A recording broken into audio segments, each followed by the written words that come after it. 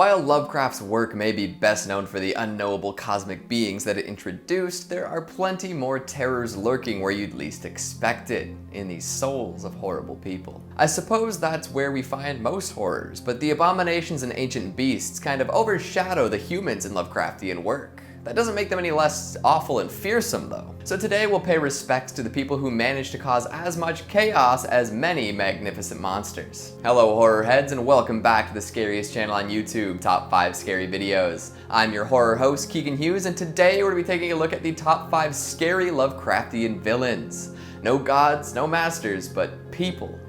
Before we get started, make sure to give this video a big thumbs up and subscribe for more pestilent folks. Wicked. Let's begin. Coming in at number 5, we've got Obed Marsh. This salty sea captain from Innsmouth caused a whole lot of trouble for a whole lot of people. Over time, he became the de facto leader of this community, established a well-known cosmic worship group, and essentially created a race of terrible man-beast hybrids. And all this happens before the real story of the shadow over Innsmouth even begins. Obed Marsh's presence looms over this seaside town even long after he perished. Way back when, Captain Marsh traveled the seas. Innsmouth had fallen on hard times and he wanted to get some trade going to boost their little town.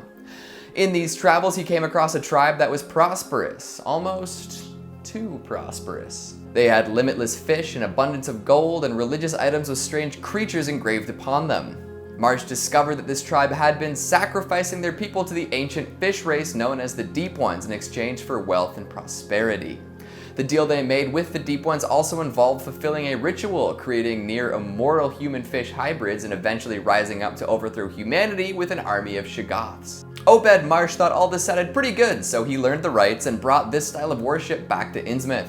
For a while he traded with the tribe, but eventually they were wiped out by those who considered their worship an affront to humanity. When Marsh realized what had happened, he decided to make Innsmouth the new mecca for blasphemous worship. He ran the Christians out of town, installed Father Dagon and Mother Hydra as the new deities, and even sacrificed his first mate. The authorities were alerted to all this mysterious behavior and tossed Marsh in jail. However, the Deep Ones really wanted to continue being worshipped. The gigantic fish beasts rose out of the water, attacked the town, and freed Marsh and his supporters. From then on, everyone in Innsmouth was required to take the Oath of Dagon. Marsh took a Deep One as a wife and spawned many hybrids. And again, this is all before the events of the shadow over Innsmouth. Obed Marsh, the original Lovecraftian villain. Coming in at number 4, we've got Hack Sha. That name just screams villain, doesn't it? Making his grand debut in the 1991 flick Cast a Deadly Spell, Mr. Hack Sha is as evil as it gets. This man is a warlock from Los Angeles. My goodness, it's hard to top that. After losing his wife, Hack Sha decided to focus pretty much exclusively on summoning some great old ones. He discovered the Necronomicon while in Egypt and started planning to bring Yog-Sothoth forth into our world. The ritual involved requires a virgin sacrifice, so Hack Sha does what any evil magical dad would do and prevents his own daughter from engaging in sexual activities at all costs. Before he could go through with sacrificing his daughter though, his chauffeur steals the Necronomicon and makes a speedy getaway. To get the book back, Hack Sha hires a strictly non-magical detective to track it down. But of course, just sending a detective to retrieve the book you will use to kill your daughter and gain godly powers isn't enough. So he brings a stone gargoyle to life to follow the detective. And in true villain style, he instructs the gargoyle to take care of the detective after he finds the book. Eventually, Hack Sha manages to collaborate with another warlock for the summoning and actually does bring Yog-Sothoth forth. He even brings his daughter to ensure the sacrifice goes smoothly. Unfortunately, she wasn't the pure as snow virgin he was hoping for. Yog-Sothoth takes this as a grave offense and eats Hack Sha before returning to the underworld. Even if this warlock's plan didn't go through, the fact that he's willing to take it that far to gain power is a pretty spooky situation. Coming in at number 3, we've got the Whateleys. A whole family of awful cosmic terrors. There are layers to their villainy and it crosses over generations. At the top, we've got Old Whateley. This elderly gentleman is obsessed with the dark arts and rituals. He actually managed to mate Yog-Sothoth with his daughter, something Mr. Hack Sha couldn't achieve. In doing so, 2 more terrible Whateleys are introduced to the world. Old Whateley taught the cosmic spawn all sorts of evil rituals and the like throughout their life. All the while, he took great care of their unique needs, seeing as their cosmic beast human hybrids. Of course, like all good villains, Old Whateley dies and leaves his evil deeds to his less organized but just as destructive progeny.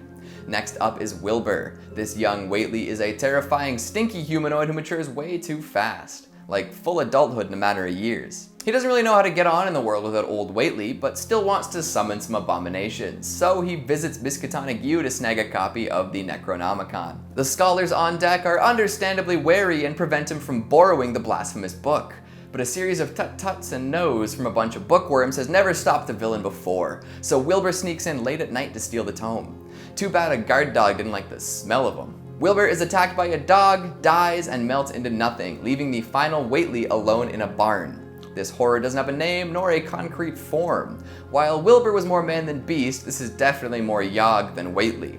Left to its own devices, horror Whateley breaks free of the barn and runs rampant in Dunwich. Man, the Whateleys are bad people, eh? Coming in at number 2, we've got Dr. Karl Hill. My personal favorite way to consume Lovecraftian horror is through Brian Yuzna and Company's cosmic horror movies, Society, From Beyond, Necronomicon, and of course, the Reanimator series. And what villain could possibly be more sinister, more disgusting, and more horrendous than Dr. Karl Hill? This Miskatonic U professor feels threatened by Herbert West and is enamored with young Megan Halsey. So when given an opportunity, he wreaks mega havoc. First, he lobotomizes Dean Halsey, Megan's father, and locks him in a padded cell. Granted, the Dean was already reanimated and largely brain dead, but still not cool. After discovering the reanimation of the Dean, he finds West, threatens him, and attempts to steal his reagent research. Now this is where things come to a head. West kills Hill and decapitates him with a shovel. Unable to give up a good fresh cadaver, West then reanimates the body and head separately. This creates a two-part person with autonomous control over both pieces. Hill, the headless horror, then knocks West out, steals the research and reagent, and heads back to the lab. Soon he discovers that, with some minor surgery, he can control other reanimated corpses telepathically. Now, instead of bringing these discoveries to the world or attempting to discover more, the mad scientist decides he wants to use these new powers to fondle a co-ed. Great. Maniacal, deadly, and inexcusably horny. The whole villainous package. After sicking a bunch of reanimated corpses on Dan and Herbert, our decapitated cretin overdoses on reagent and starts sprouting limbs and viscera like mad. After entering sickening abomination mode, he rampages a little while longer before succumbing to the effects.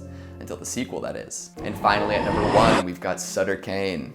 Okay, I might have lied at the beginning. I said no gods, and well, Sutter Cane is basically a god. Do you read Sutter Cane? He's a horror writer akin to Stephen King, penning New England tales about eldritch monstrosities. He's quite popular around the world, you know. Mr. Cane is the main antagonist in John Carpenter's In the Mouth of Madness. He pulled a publicity stunt where he disappeared before the release of his latest novel, prompting the publisher to send an investigator after him. As the investigation begins, it becomes apparent that many Sutter Cane readers are becoming paranoid schizophrenics and psychopaths. The investigator, John Trent, discovers a hidden map on the covers of Cane novels and follows the trail to a town inaccessible by normal means, Hobbs End. This is a place full of abominations and paranoia thanks to Cane himself. It is here that Cane resides, summoning terrible creatures through his writing. Or is he simply holding them back? Either way, there are awful happenings stemming from the author, from tentacled husband-killing innkeepers to crazed mobs of people to ever-repeating roads. After amassing so many loyal followers, Sutter Cane has essentially become God. He can write whatever he wants and will it to life, and his believers will make it so. Realizing he has such power, he decides that it is time for the world to end. Cane unleashes horrors all over the planet, causing widespread destruction. So I'll ask again, do you read Sutter Cane? Holy moly, those are some wicked people. And like wicked bad, not wicked cool. Well, maybe a little bit of both. So what'd you think of the list? Who is your all-time favorite Lovecraftian villain? Are people scarier than cosmic abominations and gods? Make sure you let me know down in the comments. Speaking of comments, let's take a look at some of your more digital ones from the top 5 Lovecraftian monsters you should never summon, part 2. The Mad Husher says, the last one I could defeat with my rusty wooden spoon. I would cut its heart out. Why spoon? Because it would hurt more. Hold up. Let's forget about the impromptu heart surgery here. How does a wooden spoon get rusty? Jerry Millett says, you are forcing us to concentrate energy on them right now. I wonder how many viewers' thoughts it takes at one time to accidentally summon one. You saw right through me, huh? We'll have to see what happens over the next little while. Steven Saldana says, man, I wish I had hidden cosmic knowledge. Don't we all? Stuart says, question, are you wearing pants? Stay awesome, top 5 scary videos. I will neither confirm nor deny my pants status. And Big D says, how you holding out, you crazy son of a gun? Pretty good, although I am wondering how you knew my dad was a Smith & Wesson.